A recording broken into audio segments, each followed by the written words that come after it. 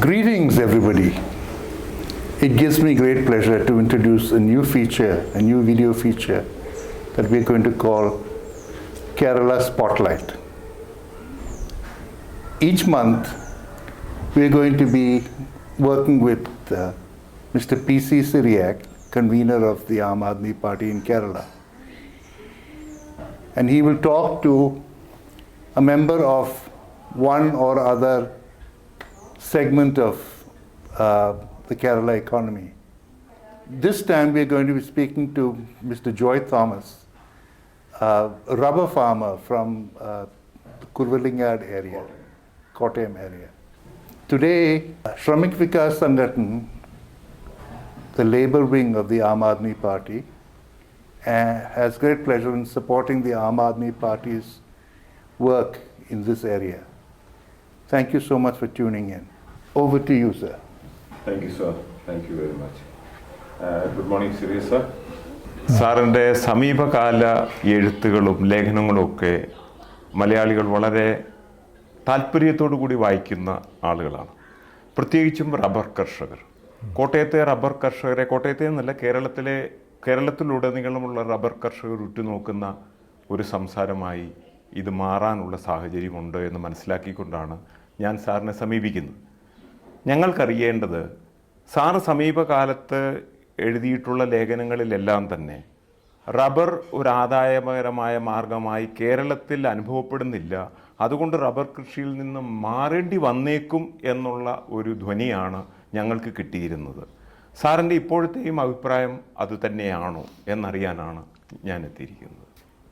വളരെ ന്യായമായ ചോദ്യമാണ്, പ്രസക്തമായ ചോദ്യമാണ്. കേരളത്തിലെ കർഷകരെ സംബന്ധിച്ചിടത്തോളം ഉൽപ്പന്നത്തിന് ന്യായ വില കിട്ടണം. അതാണ് കർഷകൻ്റെ ആവശ്യം. വളരെ കഷ്ടപ്പെട്ട് കൃഷി ചെയ്ത്, പ്രത്യേകിച്ചും റബ്ബറിൻ്റെ കാര്യത്തിൽ ചെറുകിട കർഷകരാണ് മിക്കവരും.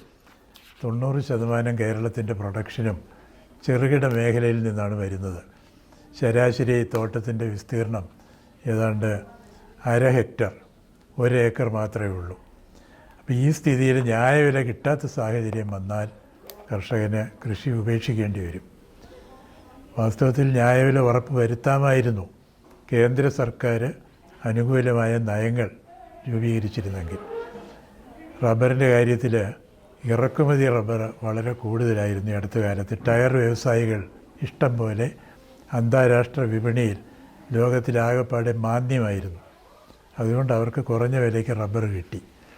പലപ്പോഴും അതിൻ്റെ ഗുണനിലവാരം കുറഞ്ഞ റബ്ബർ, ആ ഗുണനിലവാരം കുറഞ്ഞ റബ്ബർ കുറഞ്ഞ വിലയ്ക്ക് വാങ്ങി ഡംപ് ചെയ്ത് ഇവിടുത്തെ മാർക്കറ്റ് ഇല്ലാതാക്കി കർഷകരെ ബുദ്ധിമുട്ടിലാക്കി. അപ്പോൾ ഈ സാഹചര്യത്തിൽ കേന്ദ്ര സർക്കാർ അനുകൂലമായ നിലപാടുകൾ എടുക്കുന്നുമില്ല. വേറെ വഴിയില്ല. പല സമരങ്ങളും നടത്തി നോക്കി. കേന്ദ്ര സർക്കാരാണെങ്കിൽ ഇറക്കുമതിയെ നിയന്ത്രിക്കാൻ വേണ്ടി ഇറക്കുമതി ചുങ്കം കൂടുതലാക്കാനുള്ള സേഫ് ഗാർഡ് ഡ്യൂട്ടി ചുമത്താൻ വേണ്ടിയുള്ള അവരുടെ അധികാരം ഉപയോഗിക്കുന്നുമില്ല. അങ്ങനെ കർഷകൻ നിസ്സഹായനായി നിൽക്കുന്നത് കണ്ടപ്പോൾ മറ്റ് കൃഷികളിലേക്ക് തിരിയുന്ന കാര്യം പരിഗണിക്കണമെന്ന് പറഞ്ഞു. പക്ഷേ ചെറിയ ഒരു ആശയുടെ കിരണങ്ങൾ, പ്രത്യാശയുടെ കിരണങ്ങൾ കാണുന്നുണ്ട്. അതായത് തനിയെ സ്വയം ടാപ്പ് ചെയ്യുന്ന ടാപ്പർമാർക്ക് തീർച്ചയായിട്ടും ഇന്നത്തെ വില ആയാലും മതി.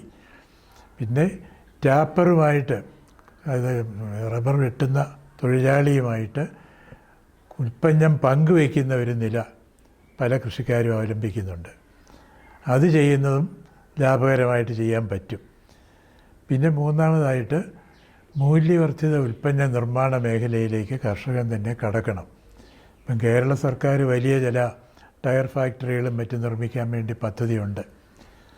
അതൊക്കെ കൊണ്ട് കുറേ പ്രയോജനം ഉണ്ടാകുമായിരിക്കും. എങ്കിലും ഒരു വീട്ടിൽ തന്നെ, വീട്ടിൻ്റെ പുറകിലുള്ള ചായ്പിൽ അല്ലെങ്കിൽ ഒരു മുറിയിൽ ഒരു ചെറിയ യന്ത്രം സ്ഥാപിച്ച് ചെറിയ ഉൽപ്പന്നങ്ങൾ മൂല്യവർദ്ധിത ഉൽപ്പന്നമായിട്ട് ഉൽപ്പാദിപ്പിക്കാൻ സാധിച്ചാൽ അതൊരു മൂല്യവർദ്ധിത ഉൽപ്പന്നമാണ്. അതിൻ്റെ മൂല്യവർദ്ധനത്തിൻ്റെ കർഷകന് കിട്ടുന്നു. മൂല്യവർദ്ധനം സാധാരണ നടക്കുന്നത് വ്യവസായത്തിലാണ്, വ്യവസായിയുടെ കയ്യിലാണ്. അവർക്ക് കിട്ടുന്നതിന് പകരം കർഷകർക്ക് ആ ഗുണം കിട്ടാനുള്ള സാധ്യത അത് നമ്മൾ പരിഗണിക്കേണ്ടിയിരിക്കുന്നു. അതിനുള്ള സാധ്യതകളുണ്ട്. അതിനിപ്പോൾ ആം ആദ്മി പാർട്ടിയുടെ നേതൃത്വത്തിൽ തന്നെ ചില നീക്കങ്ങൾ നടത്താം എന്ന് കരുതുന്നു. അങ്ങനെ കർഷകർക്ക് വീണ്ടും ചെറുകിട കർഷകർക്ക് റബ്ബർ കൃഷി അല്പമെങ്കിലും ആദായകരമാക്കാനുള്ള സാഹചര്യം ഉണ്ടാക്കാം എന്ന് നമ്മൾ പ്രതീക്ഷിക്കുകയാണ്. ഈ സാഹചര്യത്തിലും കർഷകർ റബ്ബർ കൃഷി ഉപേക്ഷിക്കുന്നതിന് തയ്യാറല്ല എന്നുള്ളതാണ് ഇപ്പോൾ കണ്ടുവരുന്ന വാസ്തവമായ കാര്യം. കാരണങ്ങൾ പലതാണ്. മറ്റ് കൃഷികളെക്കാൾ ആദായം തരുന്ന ഒരു കൃഷിയാണ് സ്വയം ഇത് ചെയ്യുകയോ ചെറിയ രീതിയിൽ ചെയ്യുകയോ ചെയ്യുമ്പോൾ എന്നുള്ളതാണ് അനുഭവം. എന്നാൽ ഇപ്പോൾ പ്രൊജക്റ്റ് ചെയ്യപ്പെടുന്ന റബ്ബറിൻ്റെ സ്കോപ്പ് നാച്ചുറൽ റബ്ബറിനെ ആർട്ടിഫിഷ്യൽ റബ്ബറിനെ കമ്പയർ ചെയ്യുമ്പോൾ ആർട്ടിഫിഷ്യൽ റബ്ബറിൻ്റെ സ്കോപ്പ് കുറയുകയും നാച്ചുറൽ റബ്ബറിന് കൂടുന്നതുമായും, പ്രത്യേകിച്ച് ഇക്കോളജിക്കൽ ബാലൻസ് ഒക്കെ ചിന്തിക്കുമ്പോൾ കൂടുന്നതായി കേൾക്കുന്നുണ്ട്. സാധാരണ കർഷകർക്ക് കാര്യം മനസ്സിലാകുന്നില്ല. അതുകൊണ്ട് സാറിൻ്റെ വിദഗ്ധ അഭിപ്രായം ഈ കാര്യത്തിലൊന്ന് പറയണം. നാച്ചുറൽ റബ്ബർ ആണോ മെച്ചം, ആർട്ടിഫിഷ്യൽ റബ്ബർ ആണോ മെച്ചം, എന്തുകൊണ്ട്? ഇതാണ് എൻ്റെ ചോദ്യം. ഇപ്പം നാച്ചുറൽ റബ്ബറിനും സ്വാഭാവിക റബ്ബറിനും കൃത്രിമ റബ്ബറിനും അതിൻ്റേതായ ചില ഗുണവിശേഷങ്ങളുണ്ട്. ഉദാഹരണമായിട്ട് ഒട്ടും കാറ്റ് നഷ്ടപ്പെടാതിരിക്കാൻ വേണ്ടിയുള്ള ടയറിനകത്തെ ട്യൂബ് മിക്കവാറും കൃത്രിമ റബ്ബറായിരിക്കും നല്ലത് ട്യൂബിന്. കാരണം സ്വാഭാവിക റബ്ബറാണെങ്കിൽ ചെറിയ ചില സുഷിരങ്ങൾ എന്ന് ഞാൻ പറയുന്നില്ല, എന്നാലും അതിൻ്റെ കുറേയൊക്കെ കാറ്റ് നഷ്ടപ്പെടാൻ ഇടയുണ്ടാകും സ്വാഭാവിക റബ്ബർ കൊണ്ട് ട്യൂബ് ഉണ്ടാക്കിയാൽ. നേരെ മറിച്ച് ടയറെന്ന് പറഞ്ഞാൽ നല്ല ശക്തമായ ഇമ്പാക്റ്റ് ലോഡ് എടുക്കേണ്ടി വരുന്ന ടയറാണ്. അവിടെ സ്വാഭാവിക റബ്ബറാണ് മെച്ചം. ഉദാഹരണമായിട്ട് എയർക്രാഫ്റ്റ് ടയർ, വിമാനത്തിൻ്റെ ടയർ 100% സ്വാഭാവിക റബ്ബർ ഉപയോഗിക്കുന്നു. ട്യൂബ് 100% കൃത്രിമ റബ്ബർ ഉപയോഗിക്കുന്നു. ടയറിൻ്റെ ടയർ അതുപോലെ ട്രക്കിൻ്റെ ടയർ 100% കൃത്രിമ റബ്ബർ ഉപയോഗിക്കുന്നു. നേരെ മറിച്ച് കാറിൻ്റെ അല്ലെങ്കിൽ ടൂ വീലേഴ്സിൻ്റെ മോട്ടോർ ബൈക്കിൻ്റെയൊക്കെ ടയർ അതിൻ്റെ കൃത്രിമ റബ്ബറിൻ്റെ അംശം കൂടുതലുണ്ടാകാം, സ്വാഭാവിക റബ്ബറിൻ്റെ അംശം കുറവുണ്ടാകും. പിന്നെ വിദേശ രാജ്യങ്ങളിലൊക്കെ ഈ റബ്ബർ വ്യവസായം വളരെ പ്രചരിച്ചിട്ടുള്ള വിദേശ രാജ്യങ്ങളിൽ മിക്കയിടത്തും ഒരു 60% കൃത്രിമ റബ്ബറും 40% സ്വാഭാവിക റബ്ബറുമാണ് ഉപയോഗിക്കുന്നത്. പക്ഷേ ഇന്ത്യയിൽ നമുക്ക് സ്വാഭാവിക റബ്ബർ കൂടുതലുള്ളത് കൊണ്ടും കൃത്രിമ റബ്ബറിൻ്റെ ഉൽപ്പന്നം കുറവായതുകൊണ്ടും സ്വാഭാവിക റബ്ബറാണ് 66%, കൃത്രിമ റബ്ബർ 35-34% ഉള്ളൂ. അതിന് അതിൻ്റേതായ കാരണം നമുക്ക് സ്വാഭാവിക റബ്ബറിൻ്റെ ഉൽപ്പാദനം കൂടുതലുണ്ട്. പിന്നെ ഇത് രണ്ടും തമ്മിലുള്ള മേന്മ, പ്രത്യേകിച്ച് ഇപ്പോഴത്തെ കാലത്ത് പരിസ്ഥിതി പ്രശ്നങ്ങളും മറ്റും പൊന്തി വരുമ്പോൾ കാർബൺ എമിഷൻസ് ഒരു പ്രതിസന്ധി ഉണ്ടാക്കുന്ന ഘട്ടത്തിൽ നമുക്ക് വാസ്തവത്തിൽ ആവശ്യം സ്വാഭാവിക റബ്ബറാണ്.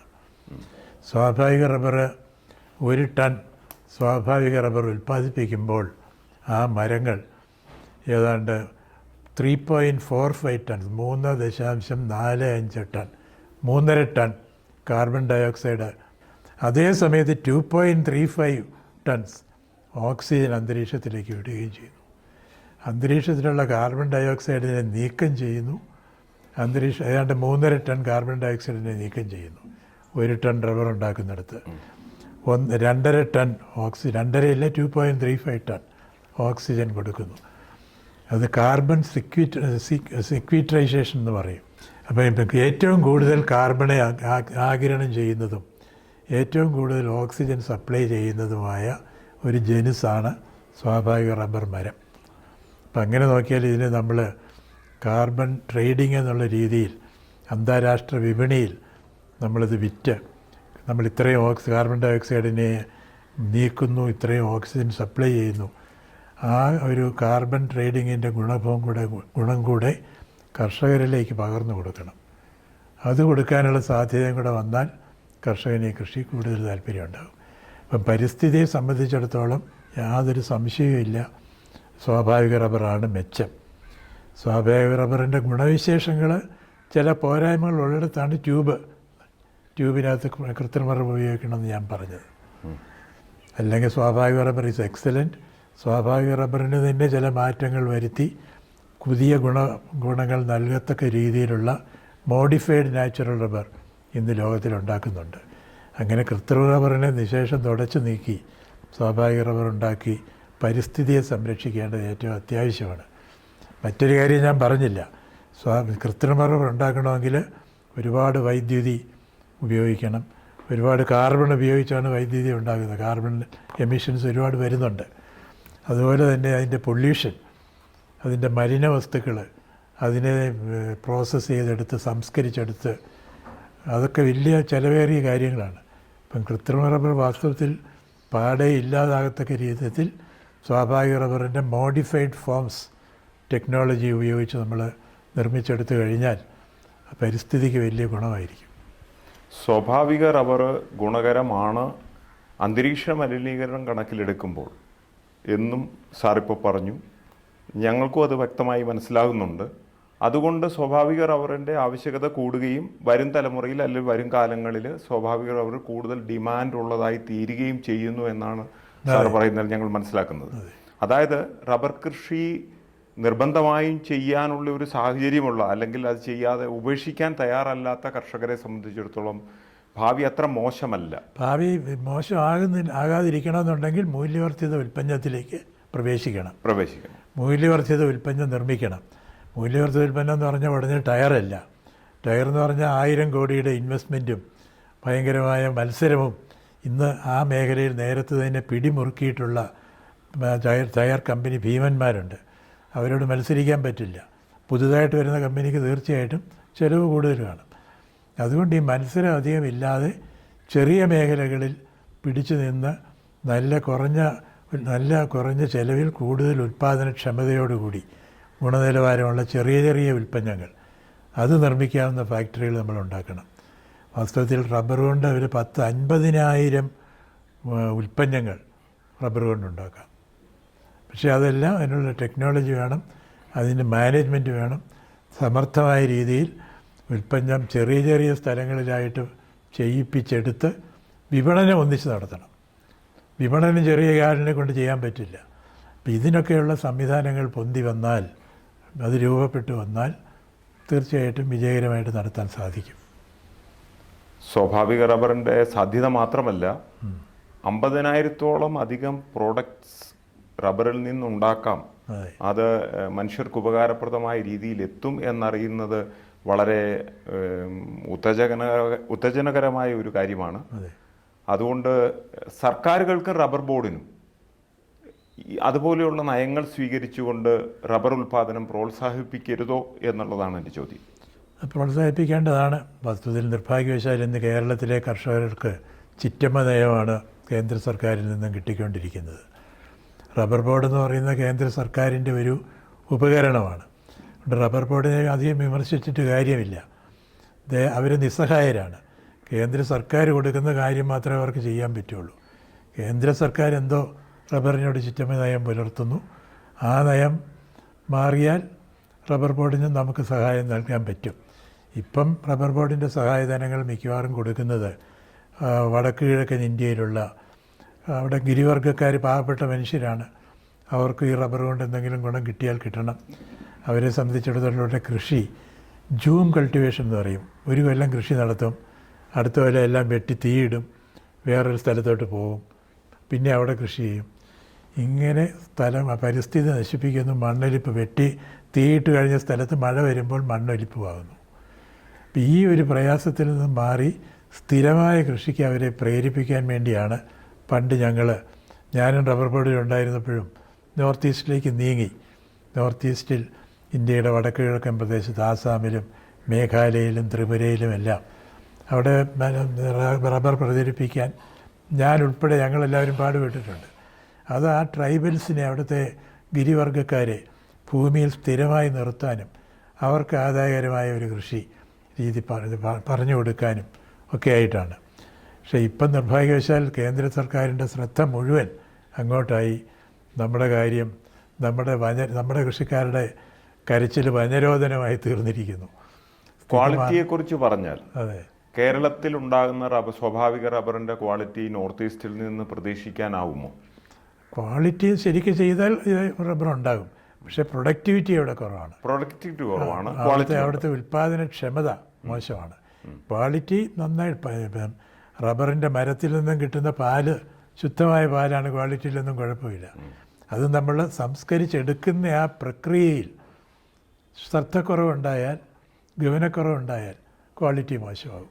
അത് നമ്മുടെ ഇവിടുത്തെ കർഷകർ വിദ്യാസമ്പന്നരാണ്, അവർക്ക് കാര്യങ്ങൾ അറിയാം, അവർ നല്ല ഗുണനിലവാരത്തോടു കൂടി സാധനങ്ങൾ ഉണ്ടാക്കാൻ വേണ്ടി പാടുപെടുന്നു.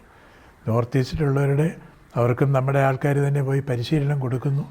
പക്ഷേ ഉൽപ്പാദനക്ഷമത കുറവാണ്, കാരണം കാലാവസ്ഥ പ്രതികൂലമാണ്. റബ്ബറിന് പറ്റിയ കാലാവസ്ഥ ഭൂമധ്യരേഖയ്ക്ക് 10 ഡിഗ്രി തെക്കും വടക്കും. കേരളത്തിൻ്റെ കന്യാകുമാരി ജില്ല അതിന് ഐഡിയലായിട്ടുള്ള സ്ഥലമാണ്, കേരളത്തിന് തെക്ക്. നമ്മുടെ തിരുവനന്തപുരം, നമ്മുടെ കേരളവും ഒരു പരിധിക്കകത്ത് സാരമില്ല, മാനേജ് ചെയ്യാം. കേരളത്തിലെ റബ്ബർ കർഷകർക്കായിരുന്നു ഞങ്ങളുടെ ശ്രമഫലമായിട്ട് 1990കളിൽ ലോകത്തിലെ ഏറ്റവും കൂടുതൽ ഉൽപ്പാദനക്ഷമത കൈവരിക്കാൻ കഴിഞ്ഞത്. ഇപ്പോൾ അതാ ഏറ്റവും കൂടുതൽ ഉൽപ്പാദനക്ഷമതയുള്ള സ്ഥാനമുണ്ടോ ഇല്ലയോ എന്ന് തീർച്ചയില്ല.